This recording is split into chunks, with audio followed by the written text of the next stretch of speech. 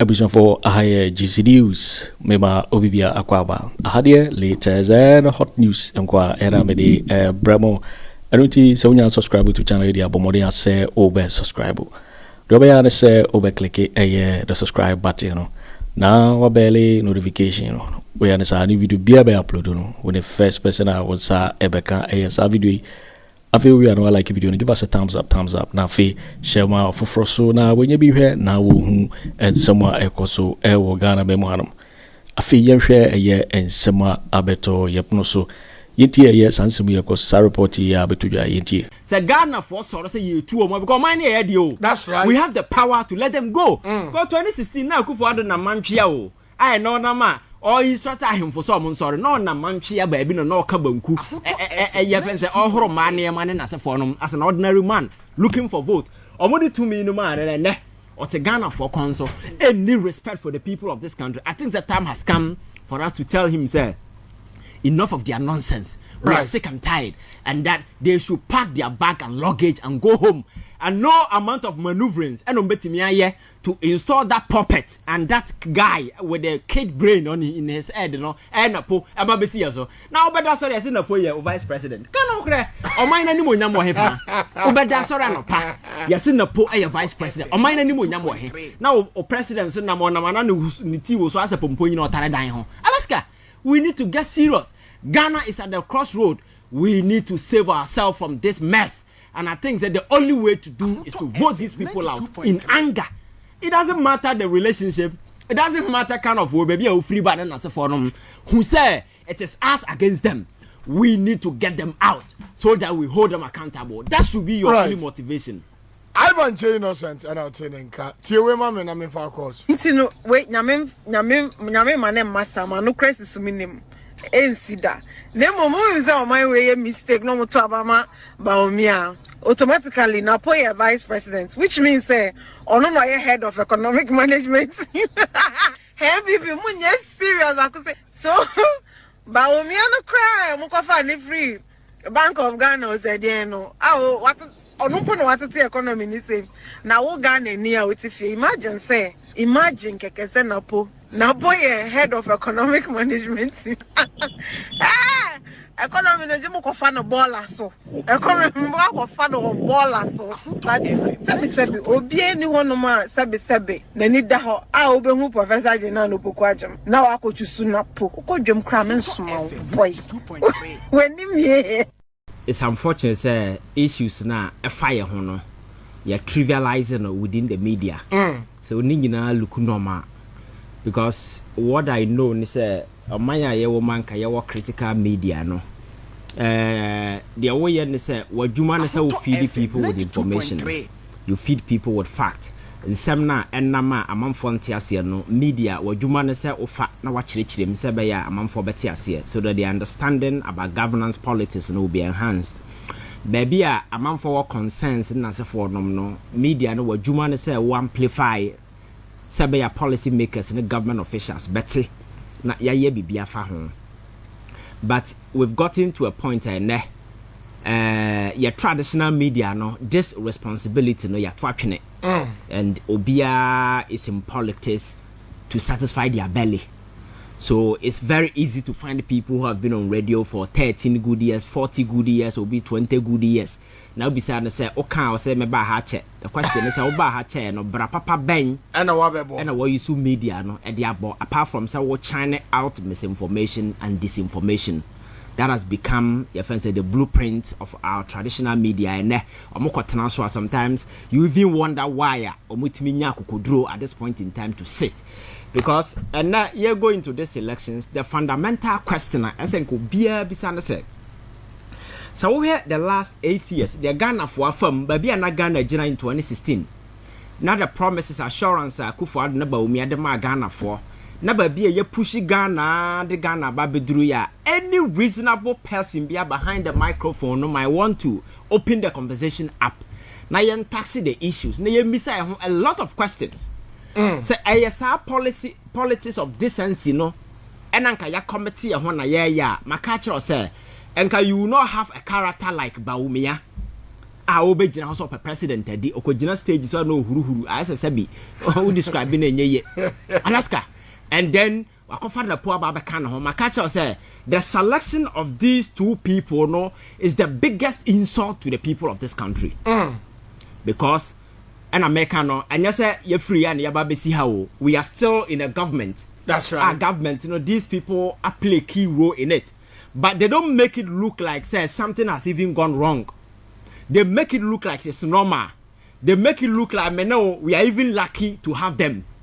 They make it look like say enyo mo no mo ha ena ebianka Ghana de jam. That is how I trivialize this whole politics to look like. Enti eka emene Ghana normal. You see the near dollar babi eduru, still they find ways to describe it, and they have certain people within the media who also make it look normal. So to the average Ghanaian na otieno information na original doesn't create a certain impression. We say Adibia go wrong. That's right. So the whole concept has been normalized to the extent that eto the idea this in MPP you know the same thing. Then you buy comfort for your soul. Then you be like them versus us. So I know the day right. Who wins, credit for us. But as to the year you want there and fire home, it is the reason why Ghana are tilted this low to the lowest level you were now. Alaska because to wake up and say Bawumia your president when said the Yesika the economic front what has happened. My catcher said Bawumia Nankasano or no, he's just a Chinese version of Akufo Addo. Completely. Because Alaska Chinese version of Akufo. So you can imagine the dangerous trajectory Ghana from under Akufo Addo. Or partner Bawumia. Now Akofa sa nipa we ye kan asemi. Na wanye nipa kan bia mfa na nka no ho no wase Akofa NAPO. Panyina sabi akra memre ne da ne tim e na odinam. I'll do by your vice president. No, besides, say, or minor Dutch to say. So clearly, I say, Nipano Mubu or minor, they have no respect for the people of this country. Because if they do, I am not sure, say, even they will go for that particular ticket cry for Ghanaians. Because they will admit to say, oh, the promises I am making something I go wrong. So you bring people from the outside. I said, you bet me, I drive a certain narrative and answer a different conversation. Sabi I'm a Ghana for respect. I say, okay. And Nyama go wrong, nipa na yedi or mobile are different. The economy, they weren't that part. But directly, you could two nipa na King Kong na or the economy na or minor failure and they declare bankrupt at DBI win and a yakutuno and a babesim. And a try to make it look like say a them versus us. Alaska. Elections we are here kwe makacha say we are Ghana ni nasa okoto abama Bawumia say omedi Ghana komia so and it means that they are koso within 8 years in our so and your mind koto jama you have no business complaining. You understand because I believe say time has come as a politics are dwell on accountability. That's right. Because you tenacity the biani highlight issues of corruption, issues of this, issues of data. Then there must be a pointer. You bet me subject these key actors to critical scrutiny. Now you miss out said time has come for us to hold you accountable. Not to extent that the party that has caused this mess, will succeed in installing the puppets in power. So that even though they are in the shadows, they are still in control. Exactly. And you cannot hold anybody accountable. So Busiana Ken Ofori Atta by your boy ya Kenyan Sasama no huri ya in Asafonum. Asafona obudi jina ma yekobu judges dan to go yesi cathedral and ne binim jina puppet so aye campaign ma Bawumia na Asafonum no. The question is how do we hold these people accountable? Alaska Hospital akese na aka nwuram aye your friends a hospital aye dan yesi affordable we have your friends say Sagleme Alaska. How do you explain to a kid our class 1 say aban bi buy be fast ka say okwa kosi Sagleme or ka say obesi a 9,000 okwa no kosi 200 wantumi ansi ni nyina and instead of say ye be bi so mo say sika na mo je say mo de kwa kosi dan no adenti na mansi ni nyina na so obi adi sika ya wo mra ya de on be fa so na ya twi nipa na so no ya say o enam say o mo ka say obesi dan 1,000 no mo kosi 200 enti and 200 ya enja man say and this a dying over we no aka nwuram for the past 8 years Alaska baby ababeduri see a ton are binding to be managed by private person, but to me. Dabi. So, me catch you say, some people have foolishly caused financial loss to the state, and it is the reason why we need to get them out of power and hold them accountable. That's right. That is where the motivation is coming from. Because we cannot sit here and say, it's all normal. Oh, no. Say, yes, sir, as a country, we lose our leverage. And once we lose our leverage, Alaska, trust me, MPP by and say, more dear, or more to a mobile because when Professor Mills came, he failed to hold them accountable. Okay. So they felt weakness in the NDC established. Oh, we didn't do weak to the end of So you see the way they have been thriving with unfettered impunity over the years. As you see, what can I feel no more. And Bank of Ghana governor, estimating Bank of Ghana boka over 60 billion in a year. Parliament for a friend is on Mra. Parliament, a demonstration or catch almost say, your friends say, they're just wasting their time. Until date, the guy is still at post. So you see, the impunity with which these people have been thriving, tell you, say, time has come for us to stop them. That's right. And hold them accountable. And yes, sir, this country is done. Because you lose your power to hold people accountable. And then, I know the day, you know, over that, sorry, yes, they say the Flagstar House are Afunomo. Now you're behind dying or so. It's now to be on Baba and you have a dim come. It's possible because Yana ya sacrifice. Yes, Nanipon to me, there was what they've been known to me. Alaska, that is the nonsense you and I have to stop, irrespective of. And I'm a party near Hana be free. We need to stop this nonsense and hold these people accountable. Say, Charlie, enough is enough because Nipa did to me, Nipa. You don't make power yourself. Nipa doesn't number time the amount. So the power to hold them accountable, no Ulusua, Alaska, you are dead. Okay. Is the reason why America for Tennessee I say no, baby and near Marcon, the country is getting weaker. And the environment and the geopolitical arena now are very hot. You don't need a weak person to be president. We need a strong hand. You understand? We need somebody and making sure that we hold people accountable. But and then there is no point for accountability because Akufo Addo in the last 8 years has demonstrated say we're creating safe haven for criminals. People within for criminals within his government. People who have committed crimes who expect to hold them accountable. No, Alaska, we're creating safe haven for them and they cry the best safe passage. You see, most of them are exiting. That's a safe passage. Now you take picture, now you post to social media. Mati say we do Afghanistan and as a form we take pictures. That is the kind of Omaya yatim. Alaska, my catches of mine. You can be weak, you can be merciful as a country. These are two things we are woo because people will continuously take advantage, and that is the pointer. As a Ghana for you see that particular when you can say enough is enough because as I can say, look at the economy. And then we are Ghana and everything we are proud of so far as the economy is concerned. Because you have Bawumia or so president now you go back to Abana John Mahama president. No, Casa John Mahama Bobosi Dodo or Bobosi on Farm Mobra. Now Alaska two and Bobosi and they are born and now. What do I not calculate ye? Nobody said then or Diana, they will not be able to tell you anything. Alaska do baby a printisika, we are not Bank of Ghana dime printing press. Inflation at double you could do about 60-50. In the history of this country, I don't remember the last time your inflation numbers hit that particular numbers. Because I buy no abo brabone wa bontia so kwa bontia obi someone bosia. And don't forget Ghana to me and the reason why you don't hear a lot of the economic arguments and say there is nothing to speak of. Exactly. So now for the first time no politics now nobody's even talking about the economy again. But the fact remains the fact remains Alaska. The fact remains that dollar CD and so what is the economy? This is the blueprint. This is the reason why America chose as an MPP Council of Elders in as for iota of respect for the people of this country. They will not seek to install a puppet of Akufo Addo on us. Say Omra Mayor President to continue what? To do what? And that is the question we should be asking. Right. So, but you see, yen to mean saying kasa ye nimyansa as people. Teteno, a man for traditional media, and also misinform me a man for the fulu. Because these people were on radio, you think that they were serving your interest. They were there serving their belly, looking for scholarship for their kids, buying houses for them, buying medications. It's all that they've ever cared for. Oh, they are not interested in welfare. It's the reason why over the years, Oma hiding the truth from the people of this country. But the truth is plain. It's circulating. It's all over. If you want to know it, you'll find it. I think that these are legitimate information.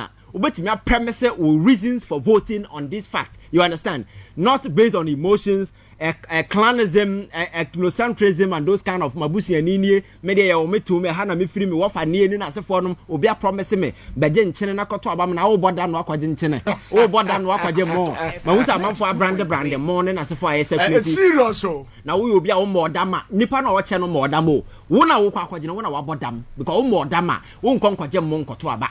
Alaska. Uncle Jedi. Who can jam walk to Aba? When him say and D-Day, all the 16 regions recruits a report to across the country. Okay. With mindset and they say, Yedi Afamu. Samu Nimno man to Obama MPP Dr. Bawumia. The next government will be Pamumunina. Alaska. And I make us say some of these strategies in this kind of way, Ghana for him dada. That's right. Some of these things will not work out. You understand? Because the fundamental thing they say, and yes, you found soldier now, you found police, and I say over the years, this institution you know how polarized they've become. I know the even quality cry, one same cry, another thing. I mean, Makase say if there is a possible way, government SSR, we need to audit. You have even recruitment to the security agencies in recent times. How some individuals, got into it. Because we are talking about the very security architecture of this country. We can't do politics with it. What to the shall be only Makacha, how dangerous it is. And even recruitment into our police in Ukraine, we need to come out with a new model. Last time I catch it out. Just imagine you'll be already 23 years and what Jimmy Sa already 23 years. You think you can use 6 months to purge stupidity from that person and give him a gun? You must be mad. So you see, the whole concept of security, is skewed. Exactly. Because you can't use 6 months to train a fool and give him a gun. It's not possible. So we need to train institution that kind of we need, because that is why Obane police ni jet no police in action and so Obane police ni ekwa abonten police na twito so we ameku we be that police ni twito oba say obeku oba because we didn't them Alaska na police ni edi watem to na yetwe so is and it's a reason what happened in Techiman. Yes, amanfo eto abo to police for during Techiman na we police na yeto boa etu na ye respond. Right. So these are the realities. I think we the people must be very conversant with. Say that time has come, and Krofo we had demonstrate because Akufo Addo Baso protected the public purse. Public purse na ira ohwehwa wu. Krono a akoso aban the courage to investigate any crime no nyanya bi. Issue no ba na ya na basa na atoasan. Na wo bisa am say amanfo mu TCM so we defend aban. Why are they all walking away na? Or he didn't say we are Ghana and Nako to about MPP. That means that they will never respect us. Right. Professor Way, your friend is saying, Akwayana no me. Adai. So when you question your money says your master say kind of credit. Alaska. We Anna Bakubi and Anumi on City Kumasan Fanamako. Abakoba. Yana wrap up, Alaska. No Munina, Nemana Kaumo. So we are Ghana near. But see, the future of Ghana is on the line. Our destiny is on the line. Time has come for us to liberate Ghana from the jaws of these criminals. Our more free say Ghana, your mama, me, papa, Japadia, Sabi, and some who no more in the last 8 years. We need to punish them severely. That any attempt, even at the post, say yeah to maneuver to massage, say Ghana for so say you 2 or more because mine here. That's right. We have the power to let them go. Go 2016 now, Akufo Addo na manchia. I know nama. Or instructor him for some sorry, no na manchia baby no kabanku. Say all money as a form as an ordinary man looking for vote. Or more to me no man or to Ghana for council. Any respect for the people of this country. I think the time has come for us to tell him, sir, enough of their nonsense. They are sick and tired, and that they should pack their bag and luggage and go home. And no amount of maneuverings to install that puppet and that guy with the kid brain on in his head, you know, and NAPO, now, but that's what I said, NAPO, vice president. Can or mine any more number heaven. But that's what I know. Yes, NAPO, a vice president, or mine any more number. Now, or president, number one, was as a pompoin or Taradine. Alaska, we need to get serious. Ghana is at the crossroad. We need to save ourselves from this mess. And I think that the only way to do is to vote these people out in anger. It doesn't matter the relationship. It doesn't matter kind of way. Maybe a free bad and as a forum who say it is us against them. We need to get them out so that we hold them accountable. That should be your only motivation. Ivan J. Innocent and I'll tell you, Tiawe Mamma, I'm in far course. Wait, Nyame, my name Masama, no crisis to me. Ensida. Nemo mo is on my way a mistake no to Abama Bawumia. Automatically NAPO vice president, which means ono no head of economic management. Heavy people serious I could say. So Bawumia no cry, mo ko fa ni free. Bank of Ghana said no. Ah what ono pono what the economy ni say. Na wo Ghana ni a what if imagine keke se NAPO head of economic management. Economy no jemu ko fa no baller so. Economy mo ko fa no baller so. But sebi obi eni hono ma sebi na ni da ho a obehu professor Jena no poku ajam. Na wa ko chusu NAPO. Ko dwem kra men suma boy. Weni me mi wura ha no me hu say spiritual realm no hu bi wura ha. Yes. You are feeling it, eh? Na Alisa, me can't say much now. Ne, ura do mama baba power. As I go microphone, mama. And near maybe Yamidi Arabia Cho, a bit pie. A be in national television because as a seer, because as a prophet. You're fake. You know. Yamia Cho, dear be vim, go now. Oh, and me who 101. This is the second time. Certainly, but Alisa said you see history. I had a crazy fake, you know. You be book down Independence Square. Abrajo Mama is here, Kunyaswa, oh, can someone, the public who at least a crowd away. So, on is a man in Supreme Court, and Yakuga. Meaning, fantastic. Only probably intervals by a Mount Coco Suya, dear B. But people don't know the entire. It do no be Huni Mugabe, Nanya Kwamboneso, because as a prophet. What do you see? Mugabe no mo ayiba wayo siba na Alisa ka so kasema rewo ba kumase te say kumase ma me ka se me kiro orejo mama date the mayan mienu miensa a change na odiwufo bia ka kire me say abro no ma we tuntuntuntum ene fitan kwa bibi nim ye nyusu no ebra John be sie kumase omo pe John Mahama stroke omo she stroke omo she accident omo she adia omba that is why we are abo be di afafranto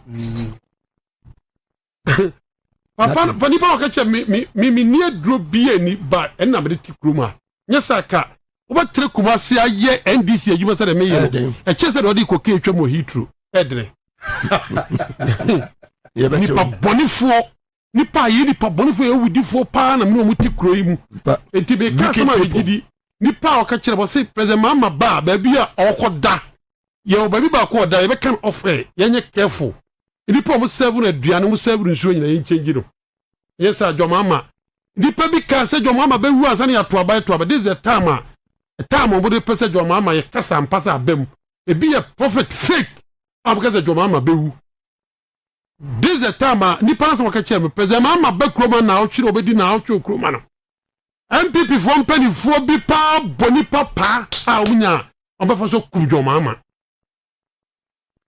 de tia jo mama me si me choleta to na jo mama ma sacrifice ma jo mama e de me kra me moja e de awene abawi no hwe me match me de tia me ka sa ne se Jesus Christ eni so atata papa le fe jo mama no amika sam yentia edam bi wo so a maboda mama nipa ntiase abusia mi ko bona man ye se mi mo kro no mi ni obi ntoko ke mi ni ba na me yiri doctors ya weni nyase fibroid ha no Asante Bediatuo yiri fibroid your mama say e bare na mani pani gie dia obama mani agi and otam doctor no ene me yire to Holland Rotterdam ni koye me yire fibroid Jesus Christ in the way aye ni monyama ti say Yesu Kristo kura na me na be hia no so hia your mama I am not one that's what they do baby a me bono enye sike bi no de ma me sike pa dia me ni Akufo Addo anante se sike ye do di pa dia Akufo Addo ni sike yi say your mama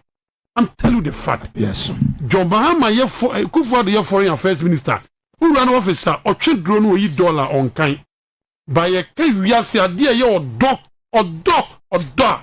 Mahama so nipa wo hia bi da. Nipa de wo charge akoma ne kura say appear say by say sabe na John Mahama show love. Mahama no Alisa. Ini de me wo. We nipa any problem will so for so no appear means na ye can Tróuble ya means o chuma doctor na me yire ko Holland Rotterdam ye ko ye me yire fibro ana me nya nkwada mienu means na ko bi di Bawumia chi e ba bonte se John Mahama ne di me yire ne wo ye nya sa dia John Mahama na twi ni moja ne wo me mienu kura ka me pe we say see ora Sammy bonko so de se me ma ewu or South Africa no afla Ibrahim Mahama fly private jet be sequence ba afo be jame e de me ma be sia mrem okwasi e obi no pagya ni mu bo no mo si no se maame nyame fa wonko opani ye bu bomu nyina ye kenyina no nya bibi na Mahama de ne me se sika pa ni pa ya bre ko perdi aka me be Akufo Addo de sika yi se John Mahama na John Mahama love we fe no odo ni woni pa bi wo bi da ti me na baby no bi ka John Mahama na o men woni mu nti o kana sama bi yam hime so wo hia Samaria ni ba no atore grawa ni nsu atwe no tiatima Alisa na wo de wo odi pa da sani etima be dia konwa utimi be no ka kire se apia ebi ho aka mema obi na nipa wei nipa nim no ne ye kana chi asembone meni Akufo Addo anante meni je Akufo anante meni alenchamati anante ba ade efe no do a nipa de tre wiase John Mahama obi antimi no medi Akufo Addo achi no obi ayi omo tata me se pema bo me call no office o ka tell me say hey ana ne charge bebe my friend get away what that me ewo British embassy Akufo Addo office bi wo John Mahama abra nipa ko bo charge a chere kwa pressure on obi show love this is a man on money here no. Enti bodewuro na ye bori nyina no. John Mahama mfie nan no kura Ghana for the man. O wi a enya no na me pere ni madomo. Be se me di na kire ne kodi krom bole. Na me kire se. Wa hye me ni munyam. Wa ma tamfo nyame. Enya sika o. Me da me tibo kura Devilam te sida ko wuo kura na bo am sie. Eso Devilam te me mo di do ba John Mahama okuta do edo hu ti na kuro we no. Ye freno maami afia basa menhia tetenwum krofo sa adwombi menhia o sante ni fie enwum kro wo se asante die wu ye ti krom ha radio ye huntumi abi odi ne nkora de tuwa kansa makasi egu John Mahama ne sofo osubempa ene opambo osi ontumi papa atia mentia me kwatiri krom ne papa kura be ye hweso ni o ne papa ne gya nyina afiri no esiremo ofiri ha azoro tibi de sese bu se opam kofi Boakye afiri kroma de me pese me kare se me fa kwanya isu aka kire John Mahama ma ye oba se ye be wona kofi Boakye ye be hye ni monyam na me bad me de sekan ba be to abo adwan mene sekan ne mra etie mogya de banyina no na me tije mensa mene oni bossman ori pada seni wode ne sabe ka John Mahama victory de ba no me se me be yan wade wo krom ha me di kro bia Asante kotoko hina chi ko grekum enkran kekos akọ bom ho adagya opani onipa watimi amanya ba wa boam ya yi me yire fibroid wa ma hye me ni monyam ani manwu a me wo me kwate to adagya hye ni monyam e bone opani ade a be ya kire John Mahama no me pa machi onipa na sani bia on de wa cheche mesi akwan se John Mahama ba wo ba kroma no ye be sheki kroma ye be kire Asante se de o mamu fra techem to eniema wa techem wo kejetia na obi bi wodi ani fito ontimi mfa de na wu o se kire hwegu ontimi sesa de na wo me atie condition nsu to kejetia dise o pia se no wu se nsu to no o ba krom ha Akufo Addo abagye akonnwa o de Bawumia 8 years kejetia face 2 ontimi anye na nyu ono a ensanchofo bi no a omunya se woni sabi aboa dwan kwa da hayiye wiya no worwe obakko tena je kofo nchen abra osabere ma je kum kofo je owura Rollins yi ja konyere mo na Ghana na petrol bo nya din na cement bo nya din sei anu kwa o ka say yehwe asetrem nto aba na wo de wo ba kofo ne Bawumia oba introduce say Bawumia ni economic e ho an wanti na ode na maye wo ba ma cement bo ye de jo ma me kona cement ye 23 na do 1.1 na dollar ye 38 na do 18 na enyema ho a chiza okache say me kofo wanti me anyusu interview wan kase yehwe ase atetem nto aba na kofo eda dunia na okase tie na men support a ba kofo no wonder say kase ye fe covid ye wuo ni dini ne honam say ni di covid ye woni na nam anya bone. I'm not ready to insult the president kofo if they okan hu bi na maya apia stadium but the credit say o kan job 329 was hwe anye de wanyini pii na nim nyansa me need that term enye onipa wanyini pii na nim nyansa enye panimu na Kenya sabi okan asem nyansa sem enti ne credit say wantimi anka hwe was temeto abanansa ntwofo ti kroma esantrofo bi ni ma yekwa tikejeti assault yekwa bie do mama si ye okan hu bi ne bie yekwa airport yekwa kati aisidano okan hu bi eno mma akwose Bawumia na Akufo Addo ntumam ana omu na oma ya MPP aro na de meka jom se obreku aso na dua yechi aboa breku oso na dua yechi ya de jom ba kroma na de wose de woye no wananse wani petubone wani pa wabopa se jo ma me bedi kroma nanso na nwotwe o bema abi avesiwa ye be sacrifice your life at jo mama good ye ti kroma jo mama weni aba kejeti amini ma me panimu a otontomo adwom ofre pa wo pani se mahama be family ma enne makofa boale wali nia be ye fragbera modi ntafu atamadi adie me nuanum ntafu yi me nuanum semfu yi enkofo wei omo pamo de akata mo boni no mo kro no mo boy so omo pentafu asam o omo dedem ye ne omo na ti krom ha omo di ntafu atam omo timi ka asam se tani sabi onye nipa enne omo papa wana kata Akufo Addo ne Bawumia kro no boni omo die nti omo fi so omo doctor ni no makofo ba omo poa kwa the john nipa ye ni mu na awofo ye fe John Mahama on the rate ebrewei ti e kote John Mahama Akufo Addo Bawumia nti sabi nkofo ti sada aduanum ye beti bredi alista yo waiting for when a reporter abeto yepno so because so when you subscribe to channel area bomodi say obe subscribe na fe so or like video and give us a thumbs up na fe share ma ofofro so na when you be here na wo hu ensem ekoso ewo Ghana memwanum so betimi achere wadwen afa ensem we nyina ho ewo comment box mu mobeti minkabium in my next video. Thanks for watching. Like and share the video. You can also drop your comment. Please don't forget to subscribe. Click on the bell to turn on the notification.